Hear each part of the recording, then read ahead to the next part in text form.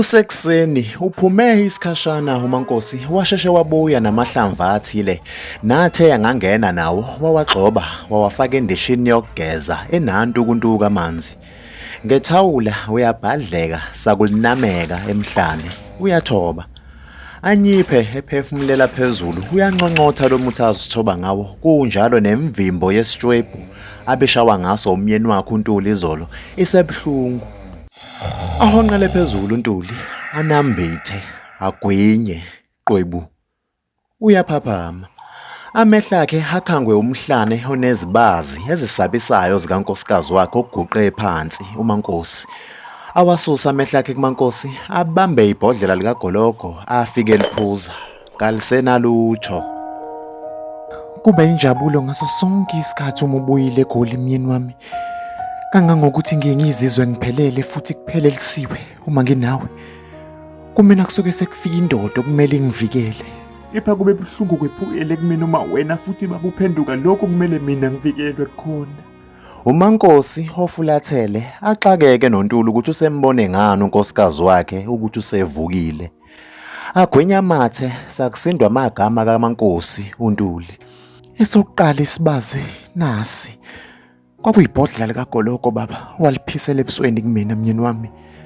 Ezikhomba ubuso maqondana nenhlafuno ewehlisa njalo umunwe uyoma ehlathini lapho khambe kwaze kwaphela khona isibazi esilapha ebusweni bakhe. Isibazi nesibazo siqopha kulo wami umzimba siyohleze siyisikhumbuzo sohlobo lwendodo oyilo. Ezinye ziyaphola ziphele kepha ezinye zijule kakhulu. Kanti nalezi ezingajulile zilekelelwa yilezi eyijulile ukwehlisa uthando engikuthanda ngalo Ntuli. Zonke lezi zibazi zingufakazi bokubekezela kwami ngethemba lokuthi ngelinye ilanga uzoshintsha Ntuli. Kuphenduka uMaNkosi ebuka uNtuli. Oh, iqonde ukuthini-ke le nkulumo yakhe angisezwake kahle manje mfazi. uNtuli obegoqa ibhlukwe ame ukulifasa ehlaziya le nkulumo kaMaNkosi. Mhlambe baba sazweli kangako lezi zibazi zomzimba osiqopha njalo uma wehlile. Kepha siwubulalayo umphefumulo wami. Isibazi sokuthukwa nanguwe baba ngokungakwazi ukukutholela abantwana siyephukela. Isona sibazi singasoze nakancane saphola kumina.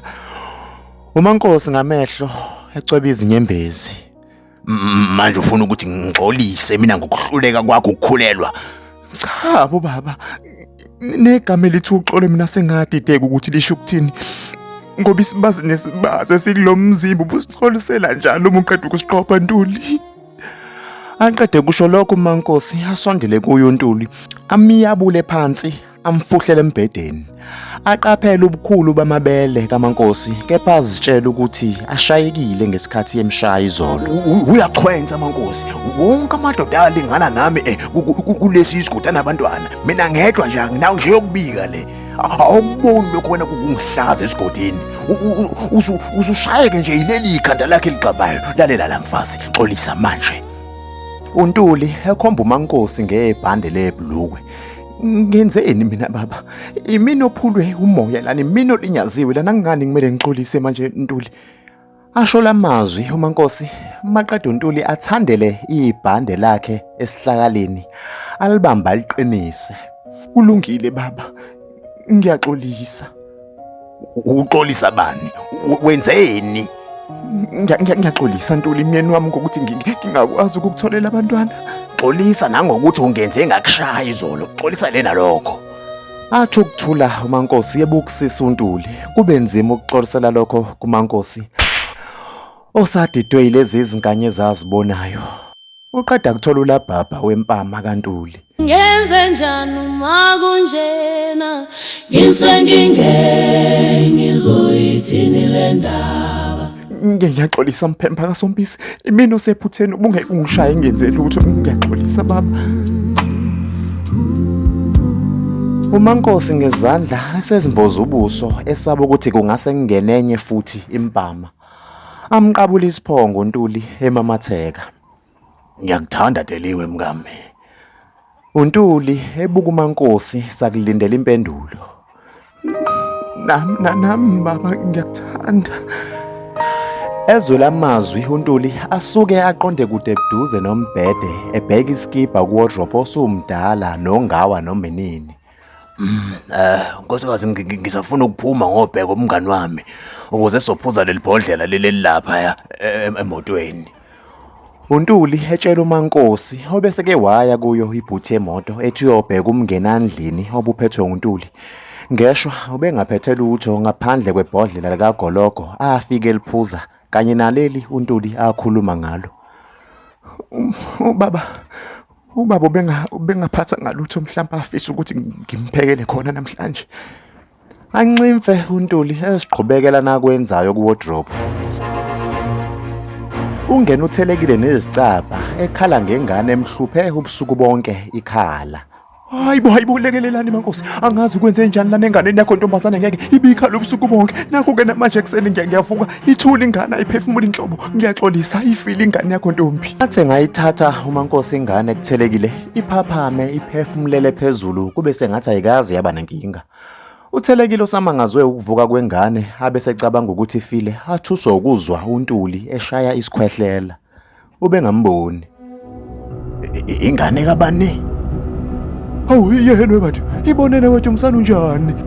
Ngiyazi kufanele ukuthi sinzima bona kuwe lesi simo phela sesaziwe isigodi sokuphingaza akhulela unkosikazi wakho uMankosi. Kodwa ke phela hawu wethu umsana, ihlazo liyafihlwa. Umfazi umega ngeke wazi wathola ive ezandlebe. Iyambathiswa leyo ndaba bo. Hayi lento yakho yokuthi akathatha ingane azoyifuqela lapha nakumina. Kufanele wamukele umsana ukuthi seninomntwana phela nina manje. Asho lamazwi aphume uthelekile eshesha usaxakwe nayisenzo sika owemvelo unesiqiniseko sokuthi ingane ebeyifile. Ubani ubaba walengane Mankosi?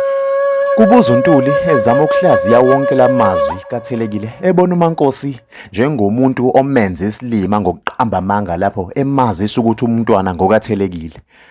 uMankosi ngezandla ugona umntwana wakhe ngedolo ashone phansi. Ngenelela Jehova ingcwele ngilwele. Angiphelela amandla okulwa lempi ongifake kuyo. Anginazi impendulo kwami ngidinga ukwazi Jehova ukuthi ngikhulelwe kanjani ngoba nangu umyeni wami ngamgcina eminyakeni emibili ngokocansi. Uyena umuntu oqala nokugcina wasiwa umzimba wami kwamina. Ngidinga impendulo dwala lapha kade ngibelethile namhlanje nginomntwana kepha angazi ukuthi ngikhulelwe kanjani.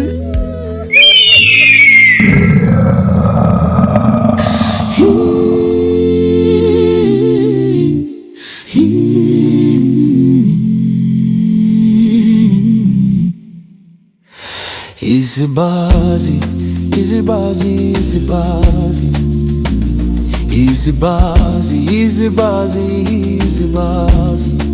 liziolulama mphefumulo lapheka. Isibazi